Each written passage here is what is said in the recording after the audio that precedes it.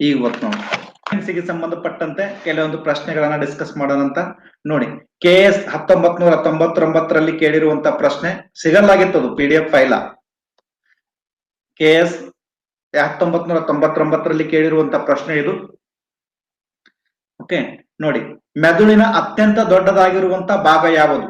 ಹಿಮ್ಮೆದುಳು, ಮುಮ್ಮೆದುಳು, ಮಧ್ಯ ಮೆದುಳು, ಹಿಮ್ಮೆದುಳು, ಮಧ್ಯ ಮೆದುಳು, ಮುಮ್ಮೆದುಳು, ಮೆದುಳು ಬಳ್ಳಿ. ಓಕೆ, ಇವುಗಳಲ್ಲಿ ಮೆದುಳಿನ ಅತ್ಯಂತ ದೊಡ್ಡದಾಗಿರುವಂತ ಭಾಗ ಯಾವುದು?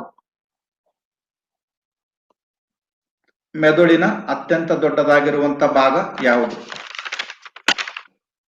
ನೋಡಿ, ಮೆದುಳಿನ ಅತ್ಯಂತ ದೊಡ್ಡದಾಗಿರುವಂತ ಭಾಗ ಯಾವುದಂದ್ರೆ ಮುಮ್ಮೆದುಳು. ಮುಮ್ಮೆದುಳು,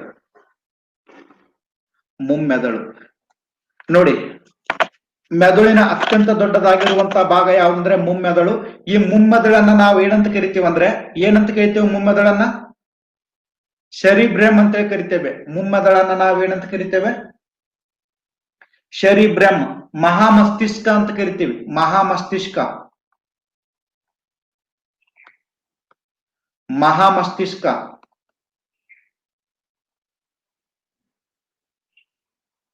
ಮಹಾಮಸ್ತಿಷ್ಕ ಅಂತೂ ಸಹಿತ ಕರಿತೇವೆ. ಸೆರಿಬ್ರಮ್, ಮಹಾಮಸ್ತಿಷ್ಕ, ಮೆದುಳಿನ ಅತ್ಯಂತ ದೊಡ್ಡದಾಗಿರುವಂತ ಭಾಗ. ಓಕೆ, ಈ ಒಂದು ಅತ್ಯಂತ ದೊಡ್ಡದಾಗಿರುವಂತ ಭಾಗ ಮುಮ್ಮೆದುಳು ನಮ್ಮ ದೇಹದಲ್ಲಿ ಏನು ಕಾರ್ಯನಿರ್ವಹಿಸ್ತದಂದ್ರೆ ನೋಡಿ, ಬಹಳ ಸಿಂಪಲ್ ಆಗಿರುವಂತದ್ದು. Touch feel, touch feel, touch feel, touch feel.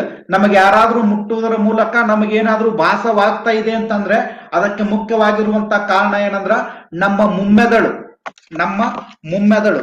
ಇನ್ನೊಂದು ಇದರ ಜೊತೆಗೆ ನೋಡುವುದು, ನಾವ್ ಯಾರನ್ನಾದ್ರೂ ನೋಡಿ ಗುರುತಿಸುವುದು ಮತ್ತು ಯಾರನ್ನಾದ್ರೂ ಮಾತಾಡುವುದು, ಯಾರ ಜೊತೆಗಾದ್ರೂ ಮಾತಾಡುವುದು, ಅದನ್ನು ಸಹಿತ ನಿರ್ಧರಿಸುವಂತದ್ದು ಯಾವ್ದಂದ್ರ ಮುಮ್ಮೆದುಳು.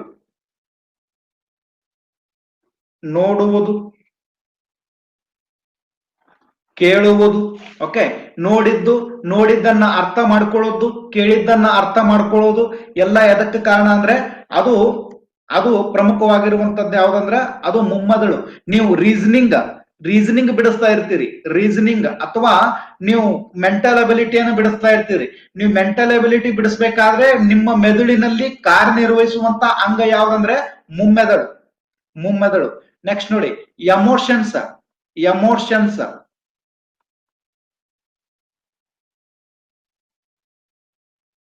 Emotions, emotions.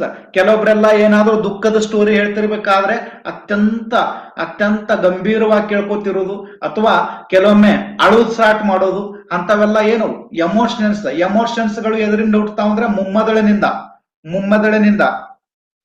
ಲರ್ನಿಂಗ್, ಕಲಿಕೆ, ಕಲಿಕೆ, ಕಲಿಕೆ ಎದರಿಂದ ಉಂಟಾಗ್ತದೆ ಅಂದ್ರೆ ಮುಮ್ಮೆದುಳು. ಕಲಿಕೆ ಎದರಿಂದ ಅಂದ್ರೆ ಮುಮ್ಮೆದುಳು. ಸ್ಪೀಚ್, ಸ್ಪೀಚ್, ಸ್ಪೀಚ್ ಅಥವಾ ಮಾತನಾಡುವುದು, ಸ್ಪೀಚ್ ಅಥವಾ ಮಾತನಾಡುವುದು, ಮಾತನಾಡುವಂತ ಕಾರ್ಯಕ್ಕೆ ಸಂಬಂಧಪಟ್ಟಿದ್ದು ಯಾವ್ದಂದ್ರೆ ಮುಮ್ಮೆದುಳು, ಮುಮ್ಮೆದುಳು. ನೋಡಿ, ನಮ್ಮ ಮೆದುಳಿನಲ್ಲಿ ಅಥವಾ ನಮ್ಮ ತಲೆಯಲ್ಲಿ ಅಥವಾ ನಮ್ಮ ಮೆದುಳಿನಲ್ಲಿ ಅತ್ಯಂತ ಹೆಚ್ಚು ಕೆಲಸವನ್ನ ಮಾಡುವಂತ, ನಮ್ಮ ದೇಹಕ್ಕೆ ಸಂಬಂಧಪಟ್ಟಂತೆ ಅತಿ ಹೆಚ್ಚು ಕೆಲಸವನ್ನ ಮಾಡುವಂತ ನಮ್ಮ ಮೆದುಳಿನ ಭಾಗ ಯಾವ್ದಂದ್ರೆ ಮುಮ್ಮೆದುಳು, ಮುಮ್ಮೆದುಳು. ಓಕೆ, ಮೆದುಳಿನ ಒಂದು ರಚನೆಯನ್ನ ನೋಡಿದ್ರ ಈ ಒಂದು ಭಾಗಕ್ಕೆ ನಾವು ಮುಮ್ಮೆದುಳು ಅಂತೇಳಿ ಕರಿತೀವಿ. ಈ ರೆಡ್ ಕಲರ್ ನಲ್ಲಿ ಏನ್ ಕಾಣ್ತಾ ಇದೆಯಲ್ಲ, ಇದಕ್ಕೆ ನಾವು ಮುಮ್ಮೆದುಳು, ಫ್ರಂಟಲ್ ಬ್ರೇನ್ ಅಂತೇಳಿ ಕರಿತೇವೆ. Frontal brain, ಮುಮ್ಮೆದುಳು. ಮುಮ್ಮೆದುಳು, ಮಧ್ಯ ಮೆದುಳು, ಹಿಮ್ಮೆದುಳು. ಮುಮ್ಮೆದುಳು, ಮಧ್ಯ ಮೆದುಳು, ಹಿಮ್ಮೆದುಳು. ಎರಡು ಹಿಮ್ಮೆದುಳುಗಳಿವೆ. ಓಕೆ, ಇದನ್ನ ನಾವು ಮೆದುಳು ಬಳ್ಳಿ ಅಂತೇಳಿ ಕರಿತೇವೆ. ಮೆದುಳು ಬಳ್ಳಿ. ಇದು ಸ್ಪೈನಲ್ ಕೋಡ್ ಅಂದ್ರೆ ನಮ್ಮ ಹಿಂದಿನ ಒಂದು ಬೆನ್ನೆಲುಬು. ನಮ್ಮ ಮೆದುಳು ಎದರ ಮೇಲೆ ನಿಂತಿದೆ ಅಂದ್ರೆ ನಮ್ಮ ಬೆನ್ನೆಲುಬು ಮೇಲೆ ನಿಂತಿದೆ. ಅದೊಂದು ಗೊತ್ತಿರ್ಲಿ ನಿಮ್ಗ. ನಮ್ಮ ಮೆದುಳು ಡೈರೆಕ್ಟ್ ಆಗಿ ಎದಕ್ಕೆ ಜಾಯಿಂಟ್ ಆಗಿದೆ ಅಂದ್ರೆ ನಮ್ಮ ಬೆನ್ನೆಲುಬಿನ ಮೇಲೆ ಜಾಯಿಂಟ್ ಆಗಿದೆ. ನಮ್ಮ ಬೆನ್ನೆಲುಬಿನಲ್ಲಿರುವಂತ ನರಗಳು ನೇರವಾಗಿ ಯಾವುದನ್ನ ಸಂಪರ್ಕ ಮಾಡ್ತಾವ ಅಂದ್ರೆ ಮೆದುಳನ್ನ ಸಂಪರ್ಕ ಮಾಡ್ತವೆ. ಓಕೆ, ಒಂದು ಮುಮ್ಮೆದುಳು, ಮಧ್ಯ ಮೆದುಳು, ಹಿಮ್ಮೆದುಳು. ಮುಮ್ಮೆದುಳು, ಮಧ್ಯ ಮೆದುಳು, ಹಿಮ್ಮೆದುಳು. ಪಾಲಿ ಪಾಲಿಗ್ರಾಫ್ ಎಂದರೆ ಪಾಲಿಗ್ರಾಫ್ ಎಂದರೆ ಅದು ಗ್ರಂಥಿಗಳು ಹೇಳ್ಬೇಕಾದ್ರೆ ಹೇಳ್ತೀನಿ, ಗ್ರಂಥಿಗಳ ಮೇಲೆ ಕ್ವಶನ್ ಬರ್ತಾವಲ್ಲ ಅವಾಗ ಹೇಳ್ತೀನಿ ನಿಮ್ಗೆ ಗ್ರಂಥಿ ಅಂದ್ರೆ ಏನಂತೇಳಿ. ಓಕೆ, ಪಾಲಿಗ್ರಾಫ್ ಎಂದರೇನು? ಮಾನವನ ಶರೀರದ ವಿವಿಧ ಅಂಗಾಂಶಗಳು, ಮಾನವನ ಶರೀರದ ವಿವಿಧ ಅಂಗಾಂಗಗಳ ಪಾಲಿಗ್ರಾಫ್ ಅಂದರೆ ಮಾನವನ ಶರೀರದ ವಿವಿಧ ಅಂಗಾಂಗಗಳ ಒಂದು ಏನಂದ್ರೆ ಚಿಕಿತ್ಸೆ ಚಿಕಿತ್ಸೆ ಸುಳ್ಳನ್ನು ಪತ್ತೆ ಹಚ್ಚಲು ಬಳಸುವಂತಹ ಒಂದು ಉಪಕರಣ. ಒಂದು ಪಾಲಿಮರ್ನ ಶಕ್ತಿಯನ್ನು ತಿಳಿಯಲು ಬಳಸುತ್ತಾರೆ. ಒಬ್ಬ ವ್ಯಕ್ತಿಯ ವಿವಿಧ ಮನೋಭಾವನೆಗಳನ್ನು ತೋರಿಸುವ ಚಿತ್ರಗಳು. ಓಕೆ, ಪಾಲಿಗ್ರಾಫ್ ಅಂದರೆ ಏನು? ಪಾಲಿಗ್ರಾಫ್ ಅಂದರೆ ಏನು? ಅದು ಸುಳ್ಳನ್ನ ಪತ್ತೆ ಹಚ್ಚಲು ಬಳಸುವಂತ ಒಂದು ಉಪಕರಣ. ಸುಳ್ಳನ್ನು ಪತ್ತೆ ಹಚ್ಚಲು ಬಳಸುವಂತ ಒಂದು ಉಪಕರಣ. ಏನಾದ್ರೂ ಕಳ್ಳತನ ಮಾಡಿ ಸುಳ್ಳು ಹೇಳಿ ದೊಡ್ಡ ಹಗರಣ ಮಾಡಿ ಸುಳ್ಳು ಹೇಳಿ ತಪ್ಪಿಸ್ಕೊಂಡು ಹೋಗ್ತಾ ಇದ್ರೆ ಪೊಲೀಸರು ಏನ್ ಮಾಡ್ತಾರಂದ್ರೆ ಪಾಲಿಗ್ರಾಫ್ ಚಿಕಿತ್ಸೆಯನ್ನು ಮಾಡಿಸ್ರಿ ಅಂತ ಹೇಳ್ತಾರೆ. ಪಾಲಿಗ್ರಾಫ್ ಚಿಕಿತ್ಸೆ ನೋಡಿ, ಪಾಲಿಗ್ರಾಫ್ ಚಿಕಿತ್ಸೆ. ಯಾರಾದ್ರೂ ಸುಳ್ಳು ಮಾತಾಡ್ತಿದ್ರ ಅವ್ರಿಗೆ ಈ ತರ ಕುಂಡ್ರಿಸಿ ಮಷಿನ್ ನಿಂದ ಜಾಯಿಂಟ್ ಮಾಡಿ ಏನಂದ್ರ ಅವರು ಸುಳ್ಳು ಹೇಳ್ತಾ ಇದ್ದಾರೋ ಅಥವಾ ನಿಜ ಹೇಳ್ತಾ ಇದ್ದಾರೋ, ಸುಳ್ಳು ಹೇಳ್ತಾ ಇದ್ದಾರೋ ಅಥವಾ ನಿಜ ಹೇಳ್ತಾ ಇದ್ದಾರೋ ಅನ್ನೋದನ್ನ ಬಗ್ಗೆ ಏನ್ ಮಾಡೋದಂದ್ರೆ ಪತ್ತೆ ಹಚ್ಚುವುದು. ಓಕೆ, ಇಲ್ಲೊಂದು ಪ್ರೆಸ್ ಮಾಡಕ್ ಹೇಳ್ತಾರೆ. ಪ್ರೆಸ್ ಮಾಡಕ್ ಹೇಳಿ ಅವರಿಗೆ ಅವ್ರ ಬಾಯಿಯಿಂದ ಆನ್ಸರ್ಸ್ ಅನ್ನ ಕೇಳ್ತಾರೆ. ಆನ್ಸರ್ಸ್ ಅನ್ನ ಕೇಳಿದಾಗ ಅವ್ರು ಆನ್ಸರ್ ಮಾಡಿದಾಗ ಇವ್ರು ಸುಳ್ಳು ಹೇಳ್ತಾ ಇದ್ರೆ ಇಲ್ಲೊಂದು ರೆಡ್ ಮಾರ್ಕ್ ಕಾಣಿಸ್ತದೆ. ನಮ್ ಲ್ಯಾಪ್ಟಾಪ್ ನಲ್ಲಿ ರೆಡ್ ಮಾರ್ಕ್ ಕಾಣಿಸ್ತದೆ. ನಿಜ ಹೇಳ್ತಿದ್ರ ಅಂದ್ರ ಗ್ರೀನ್ ಮಾರ್ಕ್ ಕಾಣಿಸ್ತದೆ. ಸಾಮಾನ್ಯ ಮನುಷ್ಯರ ಸರಾಸರಿ ಬುದ್ಧಿಶಕ್ತಿ ಭಾಗಲಬ್ಧ ಪ್ರಮಾಣ ಐಕ್ಯೂ ಎಷ್ಟಿರ್ತದೆ? ಒಬ್ಬ ಸಾಮಾನ್ಯ ಮನುಷ್ಯನ ಐಕ್ಯೂ ಎಷ್ಟಿರ್ಬೇಕು? ಬಿ ಎಡ್ ಎಲ್ಲ ಓದೋರು ಗೊತ್ತಿರ್ತದೆ, ಬಿ ಎಡ್ ಡಿ ಎಡ್. ಒಬ್ಬ ಸಾಮಾನ್ಯ ಮನುಷ್ಯನ ಐಕ್ಯೂ ಎಷ್ಟಿರ್ಬೇಕು ನೋಡಿ. ಸಾಮಾನ್ಯ ಮನುಷ್ಯನ ಐಕ್ಯೂ ಎಷ್ಟಿರ್ತದೆ ಅಂದ್ರೆ 90 ನಿಂದ 110, 90 to 110, 90 to 110. 50ಕ್ಕಿಂತ ಅಥವಾ 60ಕ್ಕಿಂತ ಕಡಿಮೆ ಐಕ್ಯೂ ಇರುವಂತ ಮಕ್ಕಳನ್ನ ನಾವು ಎಂತ ಮಕ್ಕಳಂತ ಕರಿತೇವೆ? ಎಂತ ಮಕ್ಕಳು?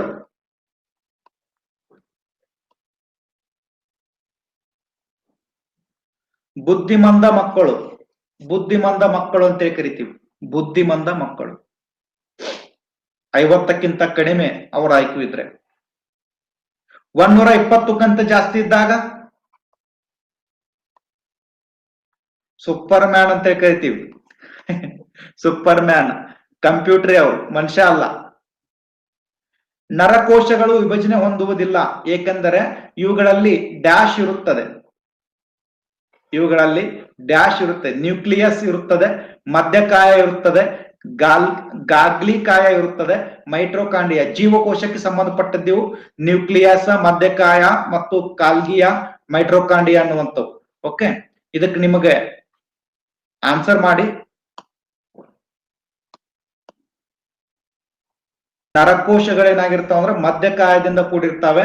ಅಂದ್ರೆ ಅವುಗಳನ್ನ ವಿಭಜನೆ ಮಾಡೋದಕ್ಕೆ ಬರೋದಿಲ್ಲ, ವಿಭಜನೆ ಮಾಡಿ ಅವುಗಳನ್ನ ಅಧ್ಯಯನ ಮಾಡೋದಕ್ಕೆ ಬರಂಗಿಲ್ಲ. What you want proof? ಇರುವುದಿಲ್ಲ. ವಾಟ್ ನರ ಮೆದುಳಿನ ಚಟುವಟಿಕೆಯನ್ನು ದಾಖಲು ಮಾಡಲು ಏನನ್ನ ಬಳಕೆ ಮಾಡ್ತೇವೆ? EEG, MET, CT, ECG. EEG, MET, CT, ECG. Right ಮಾಡಿದ್ರಿ. ಇಇಜಿ ನೋಡಿ, ಇಇಜಿ, ಇಇಜಿ. ಏನ್ ಇಇಜಿ ಅಂದ್ರೆ?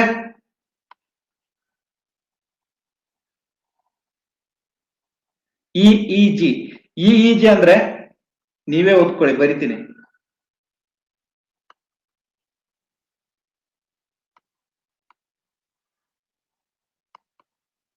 ಎಲೆಕ್ಟ್ರೋ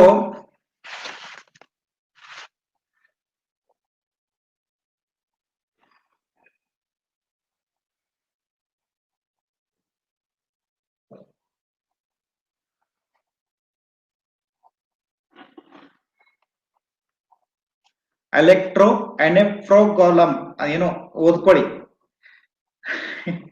ನಮ್ಮ ಮೆದುಳಿನ ಚಟುವಟಿಕೆಗಳನ್ನ ಗುರುತಿಸುವುದಕ್ಕೋಸ್ಕರ ಮೆದುಳಿಗೆ ಹಾಕ್ತಾರೆ. ಮೆದುಳಿಗೆ ಅಂದ್ರೆ ನಮ್ಮ ತಲೆ ಮೇಲೆಲ್ಲ ಹಾಕ್ತಾರೆ. ನಮ್ಮ ತರ ಯಾವ ಇ.ಸಿ.ಜಿ ಹಿಂಗೆಲ್ಲ ಹಚ್ತಾರ ನೋಡಿ. ಇ.ಸಿ.ಜಿ ಹಾರ್ಟ್ ಸಲುವಾಗಿ ಬಳಕೆ ಮಾಡ್ತಾರಲ್ಲ, ಇ.ಸಿ.ಜಿ ಹಚ್ಕೊಂಡು ಎಲ್ಲಾ ಹಾರ್ಟ್ ಮೇಲೆ ಎಲ್ಲಾ ಕಡೆ ಹಾರ್ಟ್ ಹತ್ರ ಎಲ್ಲ ಇ.ಸಿ.ಜಿ ಹಂಗ್ ಹಚ್ತಾರಲ್ಲ, ಹಚ್ಚಿ ಹಾರ್ಟಿನ ಒಂದು ಚಲನವಲನವನ್ನ ಯಾವ ತರ ಗಮನಿಸ್ತಾರಲ್ಲ, ಅದೇ ತರ ಮೆದುಳಿನ ಚಲನವಲನವನ್ನ ಈ ಒಂದು ಸಾಧನವನ್ನ ಬಳಕೆ ಮಾಡಿ ಇದನ್ನ ಏನ್ ಮಾಡ್ತಾರಂದ್ರೆ ಕಂಡು ಹಿಡಿತಾರೆ, ಮೆದುಳಿನ ಚಲನವಲನಗಳನ್ನ. ಇ.ಎಂ.ಟಿ ಅಂದ್ರೆ ಏನು? ಇ.ಎಂ.ಟಿ ಇ.ಎಂ.ಟಿ ಇ.ಎಂ.ಟಿ ಇ.ಎಂ.ಟಿ ಅಂದ್ರೆ emergency medical technician. Emergency medical technician, emergency medical technician ಅಂದಾಗ. ಸಿಟಿ ಸ್ಕ್ಯಾನ್ ಅಂತೂ ಎಲ್ಲರಿಗೂ ಗೊತ್ತಿದೆ, ಸಿಟಿ ಸ್ಕ್ಯಾನ್. ಇ.ಸಿ.ಜಿ ಅಂತೂ ಎಲ್ಲರಿಗೂ ಗೊತ್ತಿದೆ. ಇ.ಸಿ.ಜಿ ನಮ್ಮ ಹಾರ್ಟಿನ ಒಂದು ಹೆಚ್ಚು ಕಡಿಮೆ ಅಥವಾ ಏರಿಳಿತವನ್ನು ಅಳೆಯುವುದಕ್ಕೆ ಇ.ಸಿ.ಜಿಯನ್ನ ಬಳಕೆ ಮಾಡ್ತಾರೆ. ಓಕೆ ನೋಡಿ, ಸ್ಮೃತಿ ನಾಶ ಅಥವಾ ಸ್ಮರಣೆಯ ನಾಶವನ್ನು ಸೂಚಿಸಲು ಬಳಸುವ ವೈದ್ಯಕೀಯ ಪದ. ಸ್ಮೃತಿ ನಾಶ ಅಥವಾ ಸ್ಮರಣೆಯ ನಾಶವನ್ನು ಸೂಚಿಸಲು ಬಳಸುವ ವೈದ್ಯಕೀಯ ಪದ ಅಮ್ನೀಸಿಯಾ, ಅಮಿನಿಯಾ, ಅಸ್ಥೇನಿಯಾ, ಆಂಬ್ರೋಸಿಯಾ. ಯಾವುದನ್ನ ನಾವು ಸ್ಮೃತಿ ನಾಶ ಅಂತ ಕರಿತೇವೆ ವೈದ್ಯಕೀಯ ಭಾಷೆಯಲ್ಲಿ? ವೈದ್ಯಕೀಯ ಭಾಷೆಯಲ್ಲಿ ಸ್ಮೃತಿ ನಾಶ ಅಂತೇಳಿ ನಾವು ಯಾವುದನ್ನ ಕರಿತೀವಿ ಅಂದ್ರೆ ಅಮ್ನೀಸಿಯಾ. ಅಮ್ನೀಸಿಯಾ ಅಮ್ನೀಸಿಯಾವನ್ನ ನಾವು ಸ್ಮೃತಿ ನಾಶ ಅನ್ನುವುದಕ್ಕೆ ಪ್ರತಿಯಾಗಿ ನಾವು ವೈದ್ಯಕೀಯ ಶಬ್ದದಲ್ಲಿ ಬಳಸ್ತೇವೆ. ಅಮಿನಿಯಾ ಅಂದ್ರೆ ಏನು?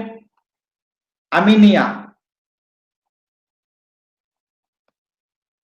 ಅಮಿನಿಯಾ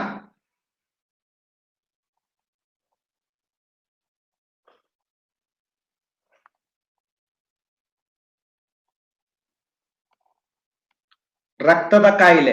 ಅಮಿನಿಯಾ ಒಂದು ರಕ್ತದ ಕಾಯಿಲೆಯಾಗಿದ್ದು ಇದು ಏನಾಗ್ತದೆ ಅಂದ್ರೆ ನಮ್ಮ ರಕ್ತ, ಕೆಂಪು ರಕ್ತ ಕಣಗಳೇನಿದಾವಲ್ಲ ಅವುಗಳಲ್ಲಿ ಹೆಮೋಗ್ಲೋಬಿನ್ ನ ಕೊರತೆ ಉಂಟಾಗಿ ಆ ಹೆಮೋಗ್ಲೋಬಿನ್ ನಮ್ಮ ವಿವಿಧ ಅಂಗಗಳಿಗೆ ಆಮ್ಲಜನಕವನ್ನ ತಲುಪಿಸುವುದರಲ್ಲಿ ವಿಫಲವಾದ್ರೆ, ವಿವಿಧ ಅಂಗಗಳಿಗೆ ಆಮ್ಲಜನಕವನ್ನೇ ತಲುಪಿಸುವುದರಲ್ಲಿ ವಿಫಲವಾಗ್ತಾ ಇದ್ರೆ ಅಂತ ಒಂದು ರಕ್ತದ ಕಾಯಿಲೆಗೆ ನಾವೇನಂತ ಕರಿತೀವಿ ಅಂದ್ರೆ ಅಮಿನಿಯಾ ಅಂತ ಕರಿತೀವಿ. ಅಮಿನಿಯಾ. ಓಕೆ ನೋಡಿ, ರಕ್ತ, ಕೆಂಪು ರಕ್ತ ಕಣಗಳು ಎಲ್ಲಿ ಹುಟ್ಟುತ್ತವೆ? ಕೆಂಪು ರಕ್ತ ಕಣಗಳು ಎಲ್ಲಿ ಹುಟ್ಟುತ್ತವೆ? ಕೆಂಪು ರಕ್ತ ನಮ್ಮ ದೇಹದಲ್ಲಿ ಎಲ್ಲಿ ಹುಟ್ಟುತ್ತದೆ? ಎಲ್ಲಿ ಹುಟ್ಟಂದ್ರ ನಮ್ಮ ಎಲುಬಿನ ಒಳಗಡೆ ಇರುವಂತ ಅಸ್ಥಿ ಮಜ್ಜದಲ್ಲಿ, ನಮ್ಮ ಎಲುಬಿನ ಒಳಗಡೆ ಇರುವಂತ ಅಸ್ಥಿ ಮಜ್ಜೆ. ಅಸ್ಥಿ ಮಜ್ಜೆಯನ್ನ ನಾವೇನಂತ ಕರಿತೀವಿ ಅಂದ್ರ ರಕ್ತದ ಕಾರ್ಖಾನೆ ಅಂತ ಕರಿತೀವಿ. ಅಸ್ಥಿ ಮಜ್ಜೆಯನ್ನ ರಕ್ತದ ಕಾರ್ಖಾನೆ ಅಂತ ಕರಿತೀವಿ. ಅಸ್ಥಿ ಮಜ್ಜೆಯಲ್ಲಿ ಉತ್ಪತ್ತಿಯಾಗುವಂತ ರಕ್ತ, ಅಸ್ಥಿ ಮಜ್ಜೆಯಲ್ಲಿ ಉತ್ಪಾದನೆಯಾಗುವಂತ ರಕ್ತ ಎಲ್ಲಿ ಹೋಗಿ ನಾಶವಂತದೆ? ಎಲ್ಲಿ ಹೋಗಿ ನಾಶವಂತದೆ? ನಾಶ ಹೊಂದುವುದೆಲ್ಲಿ?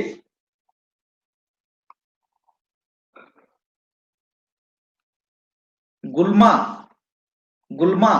ಲಿವರ್ನಲ್ಲಿ, ಗುಲ್ಮಾನಲ್ಲಿ ಹೋಗಿ ಏನಾಗ್ತದೆ ಅಂದ್ರೆ ರಕ್ತ ನಾಶ ಆಗ್ತದೆ. ಆದ್ದರಿಂದ ನಾವು ಗುಲ್ಮಾವನ್ನ ಏನಂತ ಕರಿತೇವೆ? ಗುಲ್ಮಾ ಅಥವಾ ಸ್ಪ್ಲೀನ್ ಅನ್ನ ನಾವು ಏನಂತ ಕರಿತೇವೆ? ಏನಂತ ಕರಿತೀವಿ ಅಂದ್ರ ರಕ್ತದ ಸ್ಮಶಾನ ಅಂತ ಕರಿತೀವಿ ನೋಡಿ. ರಕ್ತದ ಸ್ಮಶಾನ ಅಂತ ಕರಿತೇವೆ. ಓಕೆ, ಗುಲ್ಮಾವನ್ನ ರಕ್ತದ ಸ್ಮಶಾನ. ಅಸ್ಥೇನಿಯಾ ಅಂತಂದ್ರೆ ಅಸ್ಥೇನಿಯಾ ಅಂದ್ರೆ ದೈಹಿಕ ನಿರಾಸಕ್ತಿ. ದೈಹಿಕ ನಿರಾಸಕ್ತಿ ಅಥವಾ ಆಸಕ್ತಿಯನ್ನ ಕಳೆದುಕೊಳ್ಳೋದು ಅಥವಾ ನಮ್ಮ ಶಕ್ತಿಯನ್ನ ಕಳೆದುಕೊಳ್ಳೋದು. ಓಕೆ, ದೈಹಿಕ ಅನಸ್ಥೇನಿಯಾ ಅಂತ ಕರಿತೇವೆ. ಇದು ಆಂಬ್ರೋಸಿಯಾ ಅನ್ನುವಂಥದ್ದು ಯಾವುದೇ ಕಾಯಿಲೆ ಅಲ್ಲ. ಇದು ಒಂಥರ ಗ್ರೀಕ್ರ ಒಂದು ಆಹಾರ ಪದಾರ್ಥ. ಅದು ಗ್ರೀಕ್ರ ಒಂದು ಆಹಾರ ಅದು. ನೆಕ್ಸ್ಟ್ ನೋಡಿ, ಮಾನವನ ಮೆದುಳಿನ ಬಹುದೊಡ್ಡ ಭಾಗ ಯಾವುದು? ಇವುಗಳಲ್ಲಿ ಮೆಡುಲ್ಲಾ ಅಂಬ್ಲಾಂಗೇಟ್, ಸೆರಿಬೆಲಂ, ಮಧ್ಯ ಮೆದುಳು. ಸೆರಿಬ್ರೆಮ್ ಬೇರೆ, ಸೆರಿಬೆಲಂ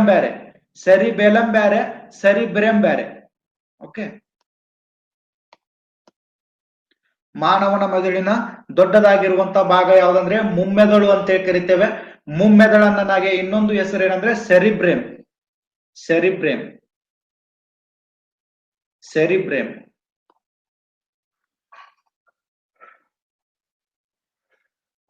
ಸೆರಿಬ್ರೇಮ್. ನೆಕ್ಸ್ಟ್ ನೋಡಿ, ಮೆದುಳು ಮತ್ತು ದೇಹದ ಇತರ ಭಾಗಗಳ ನಡುವೆ ಮಾಹಿತಿಯನ್ನು ಸಾಗಿಸುವ ಜೀವಕೋಶ ಯಾವುದು? ನೆಫ್ರಾನ, ನ್ಯೂರಾನ, ಮಾಂಸಕೋಶ, ಸ್ಟೆಮ್ ಸೆಲ್. ಮೆದುಳು ಮತ್ತು ದೇಹದ ಮಧ್ಯೆ ಇತರ ಭಾಗಗಳ ನಡುವೆ ಮಾಹಿತಿಯನ್ನು ಸಾಗಿಸುವಂತ ಜೀವಕೋಶ ಯಾವುದಿದ್ರಲ್ಲಿ?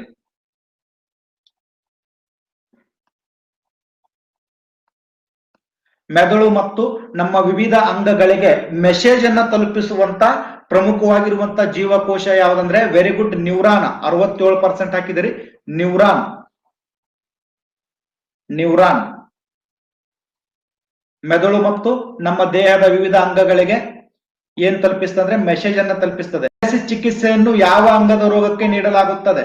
2017 ಪಿಸಿಯಲ್ಲಿ ಕೇಳಿರುವಂತಹ ಪ್ರಶ್ನೆ. ಹೃದಯ, ಮೂತ್ರಪಿಂಡಗಳು, ಮೆದುಳು, ಕಣ್ಣು.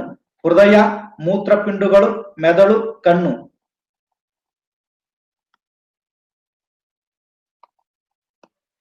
ಡಯಾಲಿಸಿಸ್ ಚಿಕಿತ್ಸೆಯನ್ನ ಯಾವ ಒಂದು ಕಾರಣಕ್ಕಾಗಿ ಬಳಸಲಾಗ್ತದೆ? 91% ಮೂತ್ರಪಿಂಡಗಳು. ನೋಡಿ, ಮೂತ್ರಪಿಂಡಗಳು ಅಥವಾ ನಮ್ಮ ಕಿಡ್ನಿಗೆ ಸಂಬಂಧಪಟ್ಟಂತ ಒಂದು ಕಾಯಿಲೆಗೆ ಸಂಬಂಧಪಟ್ಟಂತೆ ಏನಂದ್ರೆ ಈ ಡಯಾಲಿಸಿಸ್ ಚಿಕಿತ್ಸೆಯನ್ನ ಬಳಸಲಾಗ್ತದೆ. ನೋಡಿ, ಇಲ್ಲಿ ಏನ್ ಗೊತ್ತಾ, ಬಾಳ ತಲೆ ಕೆಡ್ಸ್ಕೋಬೇಕಾಗಿಲ್ಲ. ಸೈನ್ಸ್ನಾಗ ಬಾಳದನ್ನ ತಿಳ್ಕೊಂಡು ಮಾಡಿ ಅಟ್ಟು ಜಿಗದಾಡೋದನ್ನ ಬೇಕಾಗಿಲ್ಲ. ನೀವು ಕ್ವಶನ್ಸ್ ಅನ್ನು ಹೊಳ್ಳಿ ಮಿಳ್ಳಿ ಪ್ರಾಕ್ಟೀಸ್ ಮಾಡಿ ನೆನಪು ಉಳಿದ್ರೆ ಸಾಕು. ಯಾವ ಕ್ವಶನ್ಸ್ ಬಂದಿರ್ತಾವ ಅವೇ ಕ್ವಶನ್ಸ್ ಹೊಳ್ಳಿ ಬರ್ತಾವ, ಸಾಯ್ತಾವ್. ಹಗಲು ರಾತ್ರಿ ಟೈಮ್ ವೇಸ್ಟ್ ಮಾಡೋ ಅವಶ್ಯಕತೆ ಇಲ್ಲ ಸೈನ್ಸಿಗೆ. ಮಾನವನ ಮೆದುಳಿನಲ್ಲಿ ದೇಹದ ಸಮತೋಲನವನ್ನು ಕಾಪಾಡುವ ಭಾಗ ಈ ಕೆಳಗಿನ ಯಾವುದು? ಈ ಕೆಳಗಿನ ಯಾವುದು ನಮ್ಮ ದೇಹದಲ್ಲಿ ಸಮತೋಲನವನ್ನ ಕಾಯ್ದುಕೊಳ್ಳುವುದಕ್ಕೆ ಸಹಾಯ ಮಾಡ್ತದೆ? ಸೆರಿಬ್ರೆಲ್ಲ, ಹೈಪೋಥೆಲಮಸ್, ಸೆರಿಬೆಲ್ಲಮ್ಮ, ಫ್ಯಾನ್ಸ್. ಇದರಲ್ಲಿ ಯಾವುದು ನಮ್ಮ ದೇಹದಲ್ಲಿ ಸಮತೋಲನವನ್ನ ಕಾಯ್ದುಕೊಳ್ಳುವುದಕ್ಕೆ ಸಹಾಯವನ್ನ ಮಾಡ್ತದೆ? ಸಮತೋಲನವನ್ನ ಕಾಯ್ದುಕೊಳ್ಳುವುದಕ್ಕೆ ಸಹಾಯ ಮಾಡುವಂತ ಅಂಗ ಯಾವುದಂದ್ರೆ ಸೆರಿಬೆಲ್ಲಂ. ಸೆರಿಬೆಲ್ಲಂ.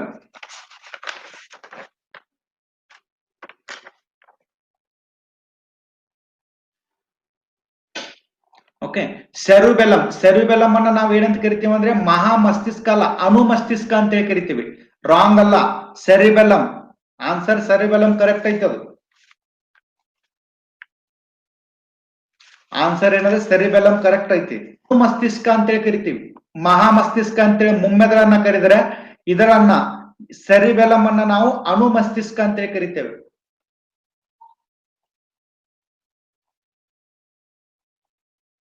ಅಣು ಮಸ್ತಿಷ್ಕ ಅಂತೇಳಿ ಕರಿತೇವೆ. ಈ ಅಣು ಮಸ್ತಿಷ್ಕ ಏನ್ ಮಾಡ್ತಂದ್ರೆ ಸಂಪೂರ್ಣವಾಗಿ ನಮ್ಮ ದೇಹದ ನಿಯಂತ್ರಣ ಯಾರ ಕೈಯಲ್ಲಿ ಇರ್ತದೆ ಅಂದ್ರೆ ಸೆರಿಬೆಲ್ಲಂ ಕೈಯಲ್ಲಿ ಇರ್ತದೆ.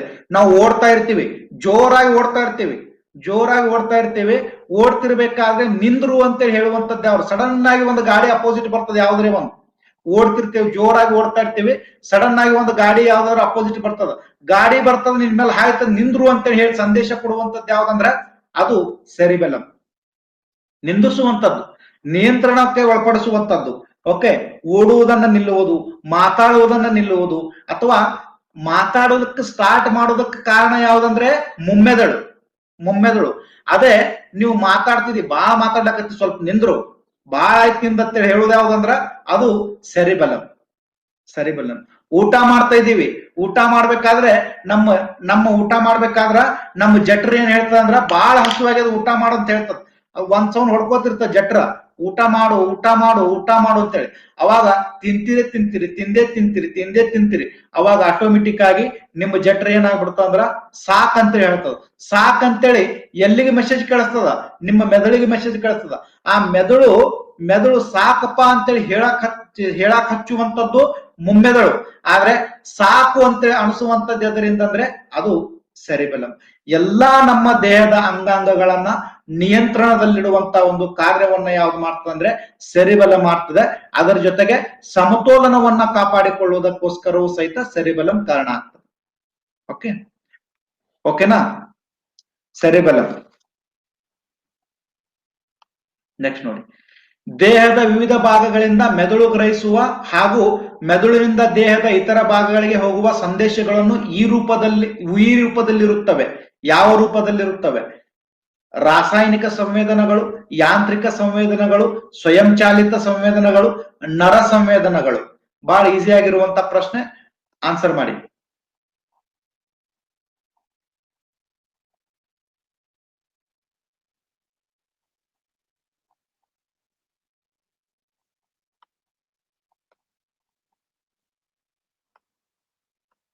ನರ ಸಂವೇದನೆಗಳು. 59% ರೈಟ್ ಆನ್ಸರ್ ಮಾಡಿದ್ರಿ. ನರ ಸಂವೇದನೆಗಳು, ನರಗಳ ಮೂಲಕ ಸಂದೇಶಗಳು ಸಾಕ್ತವೆ. ನಮ್ಮ ಸಂದೇಶಗಳು ನಮ್ಮ ದೇಹಕ್ಕೆ ವಿವಿಧ ಭಾಗಗಳಿಗೆ ಸಾಕ್ತವೆ ನರಗಳ ಮೂಲಕ. ನರ ಸಂವೇದನೆಗಳು ಅಂತ ಕರಿತೀವಿ ಇದನ್ನ, ನರ ಸಂವೇದನೆಗಳು.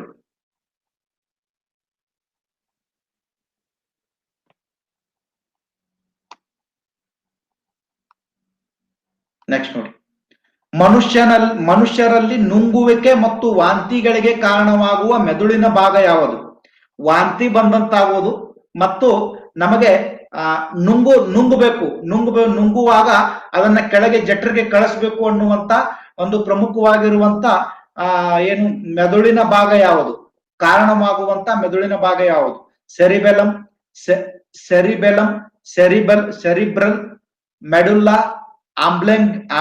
ಆಂಬ್ಲಂಗಟ, ಫಾನ್ಸ್. ಯಾವುದು ಇದರಲ್ಲಿ?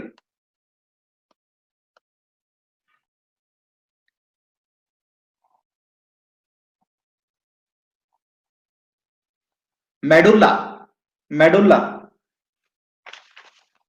ಯಾವ್ದಂದ್ರೆ ಮೆಡುಲ್ಲಾ.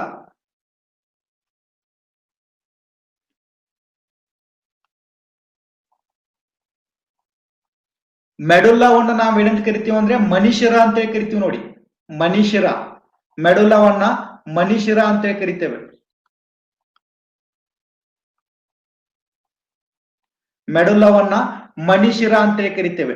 ಮಣಿಶಿರ ಅಂತ ಕರಿತೇವೆ. ಇದು ನಮ್ಮ ದೇಹದಲ್ಲಿ ಏನೇನು ಮಾಡ್ತಾ ಅಂದ್ರೆ ನೋಡಿ, ನಮಗೇ ಗೊತ್ತಿಲ್ಲದಂತೆ ನಡೆಯುವಂತ ಕೆಲವೊಂದು ಕ್ರಿಯೆಗಳಿಗೆ ಕಾರಣೀಭೂತವಾಗಿದೆ ಮೆಡುಲ್ಲ. ನಾವು ಮಾಡಬಾರ್ದು ಅಂತ ಅಂದ್ರೂ ಸಹಿತ ತನ್ನಿಂದ ತಾನೇ ಆಗುವಂತ ಕಾರ್ಯಗಳಿಗೆ ಸಹಿತ ಇದು ಕಾರಣವಾಗಿದೆ ಮೆಡುಲ್ಲ. ಯಾಕಂದ್ರೆ ನೋಡಿ, ಯಾರಿಗಾದ್ರೂ ನಾವು ಕೈ ಎತ್ತಿ ಹೊಡಿಬೇಕು ಅಂದ್ರ ನಮಗ್ ಮೆಸೇಜ್ ಬರ್ತದೆ, ಕೈ ಎತ್ತಬೇಕು, ಹೊಡಿಬೇಕು. ಈ ಕೈ ನಮ್ಮ ಕಂಟ್ರೋಲ್ ನಲ್ಲಿ ಇರ್ತದೆ. ಆದ್ರೆ ನಮಗ್ ಕಂಟ್ರೋಲ್ ನಲ್ಲಿ ಇಲ್ಲದೆ ಇರುವಂತ ಕೆಲವೊಂದು ಪ್ರಮುಖವಾಗಿರುವಂತ ಇದು ಇದಾವ್ ನಮ್ಮ ದೇಹದಲ್ಲಿ. ಎಂತಾವಂದ್ರೆ ಫಾರ್ ಎಕ್ಸಾಂಪಲ್ ಉಸಿರಾಟ, ರಕ್ತ ಚಲನೆ, ಉಸಿರಾಟ, ರಕ್ತ ಚಲನೆ, ಜೀರ್ಣಕ್ರಿಯೆ,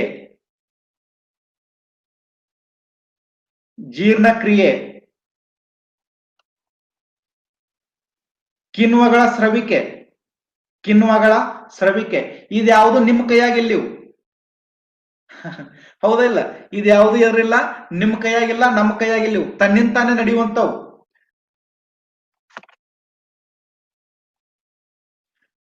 ರಕ್ತದ ಬಗ್ಗೆ ನೀವು ನಿಂದ್ರು ಸ್ವಲ್ಪ ಹೊತ್ತು, 1-2 ತಾಸು ನಿಂದ್ರಂದ್ರೆ ನಿಂದಿರ್ತೇವೆ ನಾವು. ಉಸಿರಾಟ ನಿಂದ್ರಿಸಿ ತೋರಿಸ್ರಿ, 1 ತಾಸು ನಿಂದ್ರಿಸಿ ಉಸಿರಾಟ ಅಂತೇಳಿ ಅಂದ್ರ ನಿಂದ್ರಸಾಕ್ ಸಾಧ್ಯದನ? ಇಲ್ಲ, ಸತ್ಯ ಹೋಗ್ತೀರಿ. ರಕ್ತನೂ ಸಹಿತ ಅಷ್ಟೇ, ಜೀರ್ಣಕ್ರಿಯೆನೂ ಅಷ್ಟೇ, ಕಿಣ್ವಗಳು ಅಷ್ಟೇ. ಇವು ಯಾವುಗಳು ನಮ್ಮ ಕೈಯಲ್ಲಿಲ್ಲ, ಇವು ನಮ್ಮ ಕೈಯಲ್ಲಿಲ್ಲ. ಓಕೆ, ನಮ್ಮ ಕೈಯಲ್ಲಿಲ್ಲ. ಆದ್ದರಿಂದ ಇವುಗಳನ್ನ ಏನಂತ ಕರಿತೀವಿ ಅಂದ್ರೆ ಮೆಡುಲ್ಲಾ ಅಂಗ ಎಂತ ಒಂದು ಅಂಗಗಳನ್ನ ನಮ್ಮ ದೇಹದಲ್ಲಿ ನಿಯಂತ್ರಣ ಮಾಡ್ತಂದ್ರ ನಮ್ಮ ಕೈಯಲ್ಲಿ ಇಲ್ಲದೆ ಇರುವಂತ ಅಥವಾ ತನ್ನಿಂದ ತಾನೇ ನಡೀತಿರುವಂತ ಕೆಲವೊಂದು ಅಂಶಗಳನ್ನ ನಿಯಂತ್ರಣದಲ್ಲಿ ಇಡ್ತದೆ ಮೆಡುಲ್ಲಾ ಆಂಬ್ಲೆಂಗೆಟ್ಟ. ಓಕೆ, ನೆಕ್ಸ್ಟ್ ನೋಡಿ, ಕೆಳಗಿನವುಗಳಲ್ಲಿ ಚರ್ಮದ ಕಾರ್ಯವನ್ನು ಕುರಿತು ಸರಿಯಾದ ವಿವರಣೆಯನ್ನು ನೀಡಿ. 2006 KS ನಲ್ಲಿ ಕೇಳಿರುವಂತ ಪ್ರಶ್ನೆ. 2006 KS ನಲ್ಲಿ ಕೇಳಿರುವಂತ ಪ್ರಶ್ನೆ. ರಕ್ಷಣೆ ಮಾತ್ರ ಇದರ ಕಾರ್ಯ. ಇದು ದೇಹಕ್ಕೆ ಒಂದು ಆಕಾರ ನೀಡುತ್ತದೆ. ಇದು ದೇಹದಿಂದ ನೀರಿನ ಅಂಶವನ್ನು ನಷ್ಟವಾಗದಂತೆ ನೋಡಿಕೊಳ್ಳುತ್ತದೆ. ಸಂವೇದನೆ ತಡೆಯುವಿಕೆ ಮತ್ತು ಶಾಖ ನಿಯಂತ್ರಣಗಳು ಇದರ ಒಂದು ಕಾರ್ಯವಾಗಿವೆ. ಇದರಲ್ಲಿ ಏನು? ಚರ್ಮಕ್ಕೆ ಸಂಬಂಧಪಟ್ಟಂತೆ ಆನ್ಸರ್ ಮಾಡಿ.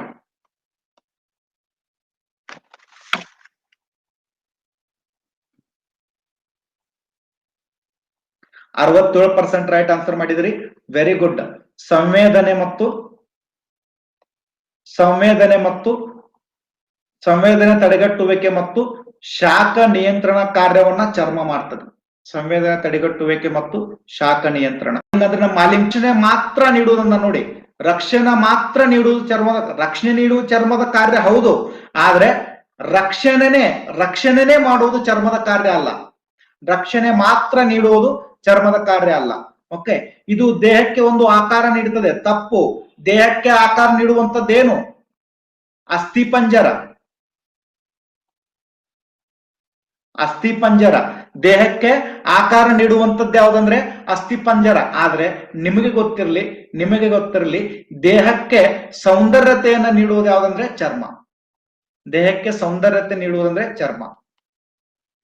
ಸೌಂದರ್ಯತೆ, ಸ್ಮೂತ್ನೆಸ್ ಅದನ್ನ ನೀಡುವುದು ಯಾವ್ದಂದ್ರೆ ಚರ್ಮ. ಆದ್ರೆ ದೇಹಕ್ಕೆ ಆಕಾರವನ್ನು ನೀಡುವುದು ಯಾವ್ದಂದ್ರೆ ಅದು ಅಸ್ಥಿಪಂಜರ. ಓಕೆ, ನಮ್ಮ ಇನ್ನೊಂದು ಪ್ರಶ್ನೆ ಕೇಳಿದಾರೆ ನೋಡಿ. ಏನ್ ಪ್ರಶ್ನೆ ಕೇಳಿದಾರೆ ಅಂದ್ರೆ ಚರ್ಮದ ಕಂದು ಬಣ್ಣಿಗೆ ಕಾರಣವಾಗಿರುವಂತದ್ದು ಏನಂತೆ? ಚರ್ಮದ ಕಂದು ಬಣ್ಣಿಗೆ ಕಾರಣವಾಗಿರುವುದಕ್ಕೆ ಏನಪ್ಪ ಕಾರಣ ಅಂದ್ರೆ ಅದು ಮೆಲಾನಿನ್.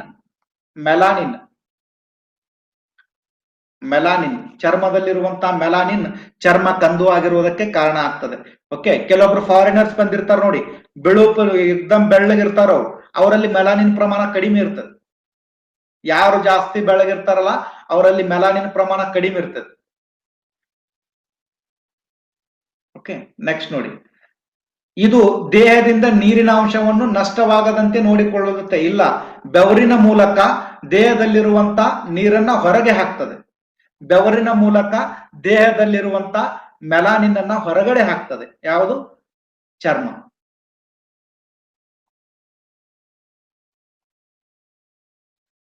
ನೆಕ್ಸ್ಟ್ ನೋಡಿ.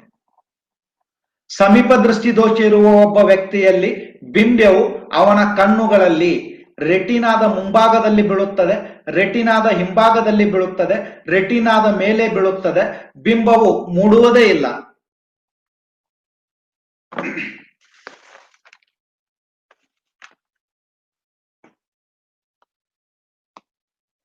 ಸಮೀಪ ದೃಷ್ಟಿ ದೋಷ ಅಂದ್ರೆ ಏನು?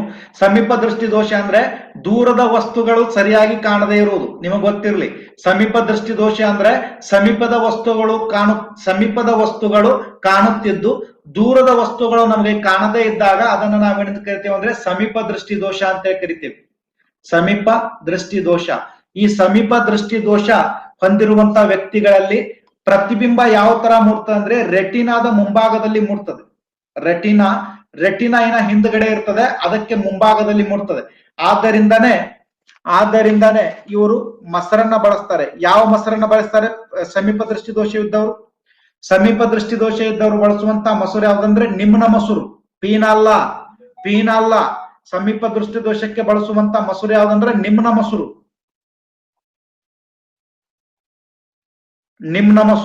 ಹ್ಯಾಂಗಿರ್ತದ ನಿಮ್ನ ಮೊಸರು ಯಾವ ತರ ಇರ್ತದ ಅಂದ್ರೆ ಈ ತರ ಇರ್ತದ ನೋಡಿ.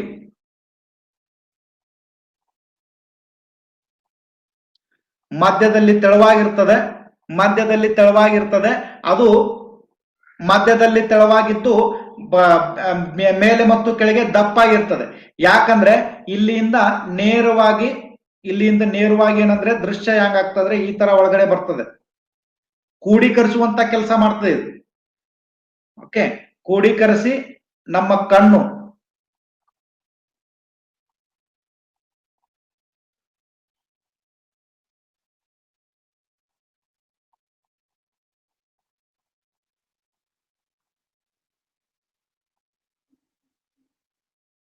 ಈ ತಿರ್ತಾದ ಕಣ್ಣಿನ ಇದು.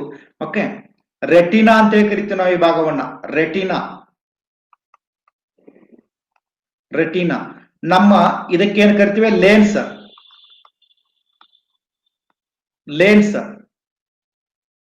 ಓಕೆ, ಇಲ್ಲಿರ್ತದ ಲೇನ್ಸ್. ಈ ಎರಡೂ ಭಾಗಕ್ಕೆ ನಾವೇನಂತ ಕರಿತೀವಿ ಅಂದ್ರೆ ಐರಿಸ್ ಅಂತ ಕರಿತೀವಿ. ಐರಿಸ್ ಸಾಮಾನ್ಯವಾಗಿ ನಮ್ಮ ಕಣ್ಣಿನ ಗುಡ್ಡಿ ಇರ್ತದ. ಕಣ್ಣಿನ ಆಕಾರ ಯಾವ ತರ ಇರ್ತದೆ? ನೀವು ನೋಡುವಂತ ಕಣ್ಣಿನ ಆಕಾರ ಈ ತರ ಇರ್ತದೆ. ಕಣ್ಣಿನ ಆಕಾರ ಯಾವ ತರ ಇರ್ತಂದ್ರ ಈ ತರ. ಇನ್ನೊಂದ್ ಸ್ವಲ್ಪ ಕಾಡಿಗೆ ಹಚ್ಚಿದ್ರೆ ಇನ್ನೊಂದ್ ಸ್ವಲ್ಪ ಮ್ಯಾಲ ಹೋಗ್ತದೆ. ಹೌದಾ ಇಲ್ಲ? ನೀವು ನೋಡುವಂತ ಕಣ್ಣಿನ ಆಕಾರ ಯಾವ ತರ ಇರ್ತದಂದ್ರ ಈ ತರ ಇರ್ತದೆ. ಈ ಮಧ್ಯದಲ್ಲಿ ಏನಿರ್ತದ್ರೆ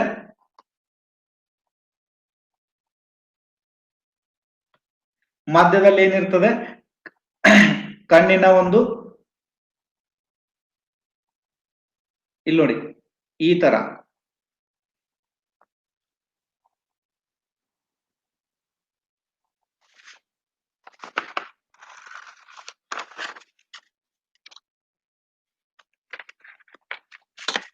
ಓಕೆ. ಈ ಭಾಗದಲ್ಲಿ ಏನ್ ಕಂಡು ಬರ್ತಾವ ಅಂದ್ರೆ ನಮ್ಗ ಐರಿಸ್ ಕಂಡು ಬರ್ತಾವ. ಐರಿಸ್ ಈ ತರ ಕಣ್ಣಿರ್ತದಲ್ಲ, ಈ ಭಾಗದಲ್ಲಿ ಯಾವ ತರ ಇರ್ತಾವ ಅಂದ್ರ ಅವು ಈ ತರ ಇರ್ತಾವ ನೋಡಿ.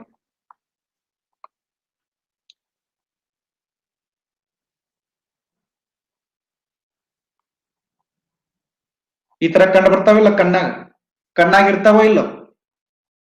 ಹಾ, ಇದಕ್ಕೆ ನಾವ್ ಏನಂತ ಕರಿತೀವಿ, ಐರಿಸ್ ಅಂತ ಕರಿತೀವಿ. ಐರಿಸ್.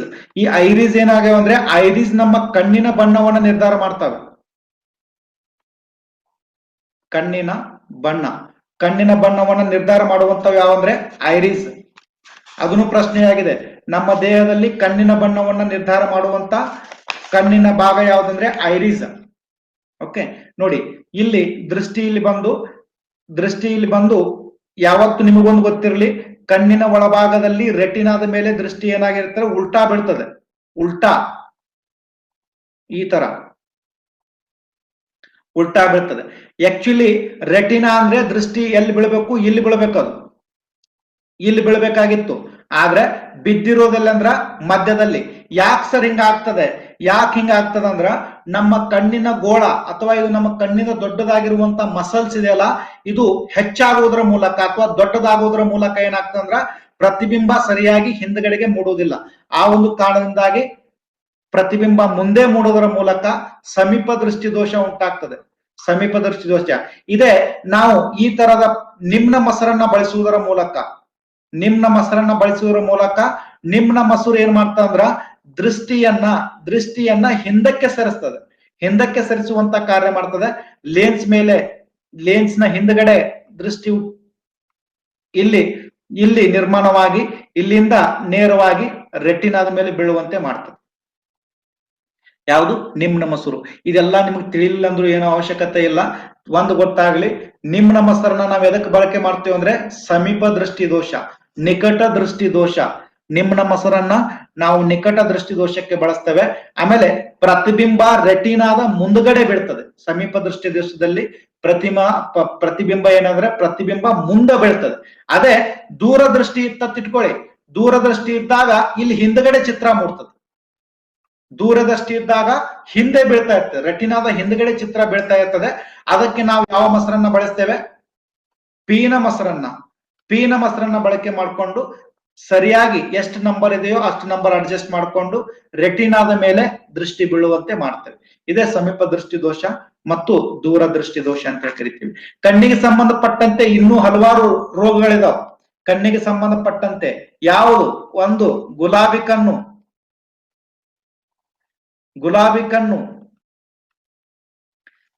ಕಣ್ಣು ರೋಗ, ಕಂಜೆಸ್ಟಿವಿಟೀಸ್ ಅಂತ ಕರಿತೇವೆ. ಕಂಜೆಸ್ಟಿವಿಟೀಸ್ ಯಾವ ಲೋಕೇಶ? ಕಾಮಾಲೆ ರೋಗ ಅಂತ. ಕಾಮಾಲೆ ರೋಗ ಕಣ್ಣಿಗೆ ಬರ್ತದೆ ಮಾಡ. ಕಂಜೆಸ್ಟಿವಿಟೀಸ್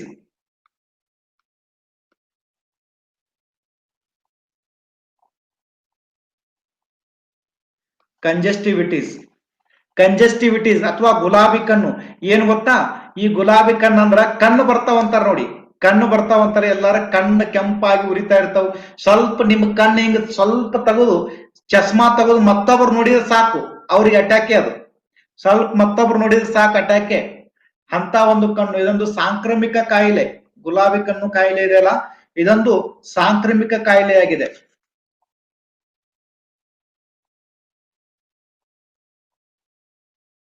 ಯಾವ ಬ್ಯಾಕ್ಟೀರಿಯಾದಿಂದ ಬರ್ತದೆ ಇದು? ಬ್ಯಾಕ್ಟೀರಿಯಾ ಸ್ಟ್ರೆಪ್ಟೋಕೋರಸ್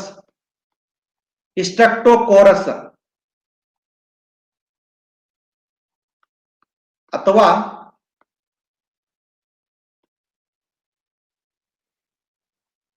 ನಿಮೋಕೋರಸ್, ಇಕ್ಟೆಕ್ಟೋಕೋರಸ್ ಅಥವಾ ನಿಮೋಕೋರಸ್ ಅನ್ನುವಂತ ಬ್ಯಾಕ್ಟೀರಿಯಾದಿಂದ ಹರಡ್ತದೆ. ಬ್ಯಾಕ್ಟೀರಿಯಾದಿಂದ ಬರುವಂತ ರೋಗ ಗುಲಾಬಿ ಕಣ್ಣು ರೋಗ. ಓಕೆ, ಇನ್ನೊಂದು ರೋಗ ಬರ್ತದೆ ಯಾವಂದ್ರೆ ಮೋತಿಬಿಂದು ರೋಗ. ಮೋತಿಬಿಂದು ರೋಗ, ಮೇತಿಬಿಂದು ರೋಗ, ಕಣ್ಣಿಗೆ ಸಂಬಂಧಪಟ್ಟಂತೆ ಬರುವಂತ ಇನ್ನೊಂದು ರೋಗ ಯಾವ್ದಂದ್ರ ಮೋತಿಬಿಂದು ರೋಗ. ಏನಾಗ್ತದೆ ಈ ಮೋತಿಬಿಂದುವಿನೆಲ್ಲ ಅಂದ್ರ ನಮ್ಮ ಕಣ್ಣಿನ ಹಿಂಭಾಗದಲ್ಲಿರುವಂತ ದ್ರವರೂಪದ ಪದಾರ್ಥ ಬಹಳ ಇಂಪಾರ್ಟೆಂಟ್. ನಮ್ಮ ಕಣ್ಣಿನ ಹಿಂಭಾಗದಲ್ಲಿರುವಂತ ದ್ರವರೂಪದ ಪದಾರ್ಥ ನಮ್ಮ ಕಣ್ಣಿನಲ್ಲಿ ಸೋರಿಕೆಯಾದಾಗ, ಈ ಭಾಗದೆಲ್ಲ ದ್ರವರೂಪದ ಪದಾರ್ಥ ಇರ್ತದೆ. ಇಲ್ಲಿರುವಂತ ಪದಾರ್ಥ ನಮ್ಮ ಲೇನ್ಸಿನ ಮುಂದೆ ಸ್ರವಿಕೆ ಆದ್ರೆ ಅದಕ್ಕೆ ನಾವೇನಂತ ಕರಿತೀವಿ ಅಂದ್ರೆ ಮೋತಿಬಿಂದು ರೋಗ ಅಂತ ಕರಿತೇವೆ. ಕ್ಯಾಟರಾಕ್ಟ್ ಅಂತ ಕರಿತೇವೆ. ಕ್ಯಾಟರಾಕ್ಟ್ ಇಂಗ್ಲಿಷ್ ನಲ್ಲಿ ಮೋತಿಬಿಂದು ರೋಗವನ್ನ ಕ್ಯಾಟರಾಕ್ಟ್ ಅಂತ ಕರಿತೇವೆ. ಕ್ಯಾಟರಾಕ್ಟ್. ನಿಶಾಂಧತೆ ಅಥವಾ ಈಳುಗಣ್ಣು ರೋಗ ಅಥವಾ ಈಳುಗುರುಡುತನ. ನಿಶಾಂಧತೆ,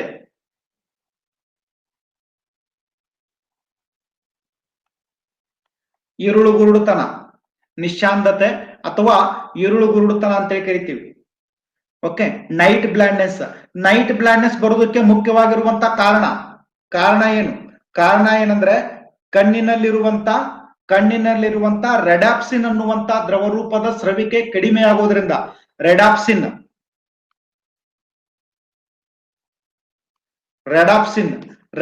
ಅಂದ್ರೆ ಏನು?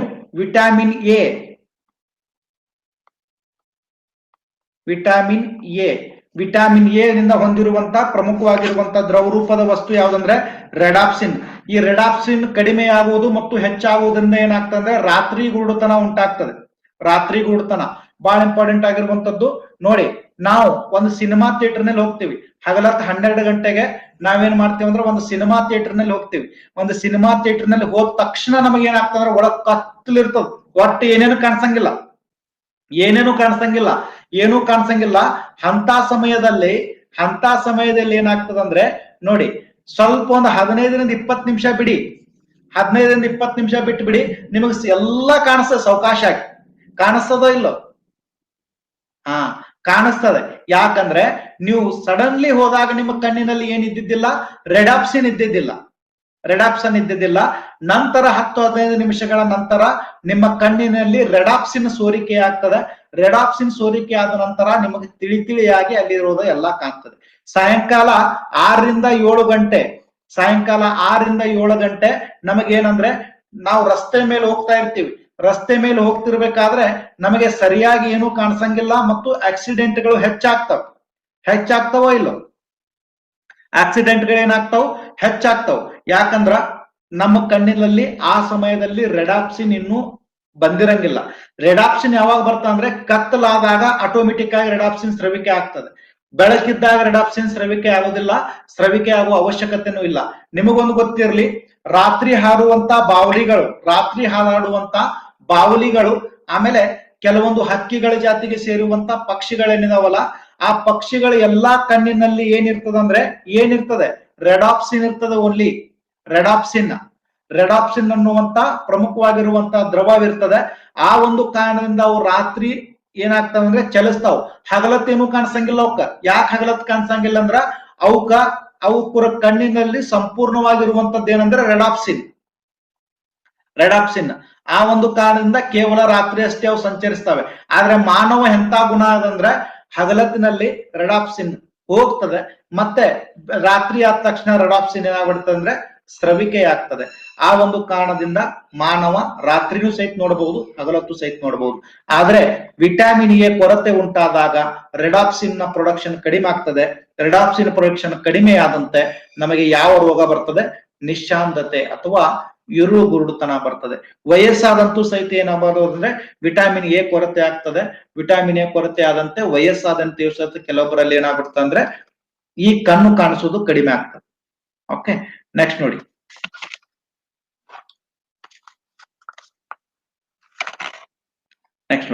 ಗ್ಲೋಕೋಮಾ.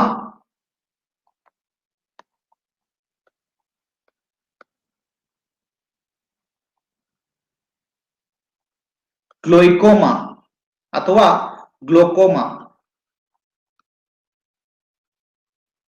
ಗ್ಲೋಕೋಮಾ ನೋಡಿ, ಕೆಲವೊಬ್ರು ಹಿರಿಯರಲ್ಲಿ ಏನಾಗಿರ್ತ ಅಂದ್ರೆ ಸರಿಯಾಗಿ ನೋಡಕ್ ಆಗಂಗಿಲ್ಲ, ಆ ಕಡೆ ಈ ಕಡೆ ಸರಿಯಾಗಿ ನೋಡಕ್ ಆಗಂಗಿಲ್ಲ. ಯಾಕಂದ್ರ ಅವರು ಅವ್ರ ಕಣ್ಣಿನಲ್ಲಿ ಏನಾಗಿರ್ತದ ಒಂದು ಪರದೆ ಬಂದಿದೆ ಅಂತ ಹೇಳ್ತಾರ, ಪರಿ ಬಂದದ, ಕಣ್ಣಿಗೆ ಪರಿ ಬಂದದ ಅಂತ ಹೇಳ್ತಾರ ನೋಡಿ, ಕಣ್ಣಿಗೆ ಪರಿ ಬಂದದ ಅಂತ ಹೇಳ್ತಾ ಇರ್ತಾರೆ. ಓಕೆ ನೋಡಿ, ಕಣ್ಣಿಗೆ ಪರಿ ಬಂದ ಅಂದ್ರೆ ಏನು ಗೊತ್ತಾ, ನಮ್ಮ ಕಣ್ಣಿನ ಹಿಂಭಾಗದಲ್ಲಿರುವಂತಹ ದ್ರವರೂಪದ ವಸ್ತು ಸ್ರವಿಕೆಯಾಗುವುದು.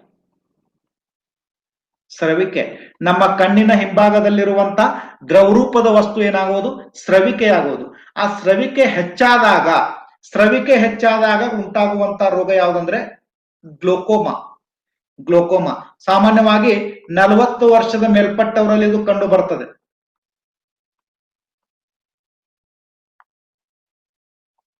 40 ವರ್ಷಕ್ಕಿಂತ ಹೆಚ್ಚು ವಯಸ್ಸಾದವರಲ್ಲಿ ಏನ್ ಕಂಡು ಬರ್ತದೆ ಅಂದ್ರೆ ಗ್ಲೋಕೋಮಾ ಕಾಯಿಲೆ ಕಂಡು ಬರ್ತದೆ. ಗ್ಲೋಕೋಮಾ ಇವು ಪ್ರಮುಖವಾಗಿರುವಂತಹ ಕಣ್ಣಿಗೆ ಸಂಬಂಧಪಟ್ಟಂತಹ ಕಾಯಿಲೆಗಳು. ಓಕೆ, ಮೋತಿ ಬಿಂದು ಆಗಿರ್ಬೋದು, ಗ್ಲೋಕೋಮಾ ಆಗಿರ್ಬೋದು, ಆಮೇಲೆ ಸಮೀಪ ದೃಷ್ಟಿ ದೋಷ ಆಗಿರ್ಬೋದು, ದೂರದೃಷ್ಟಿ ದೋಷ ಆಗಿರ್ಬೋದು, ಇವೆಲ್ಲ. ನೆಕ್ಸ್ಟ್ ನೋಡಿ, ಚರ್ಮದ ಕಂದು ಬಣ್ಣಕ್ಕೆ ಕಾರಣವಾಗಿರುವಂತ ವರ್ಣದ್ರವ್ಯವು ಯಾವುದು? Haemoglobin, sebum, chlorophyll, melanin. 100ಕ್ಕೆ 100 ಆಗಲೇ ಹೇಳಿನ.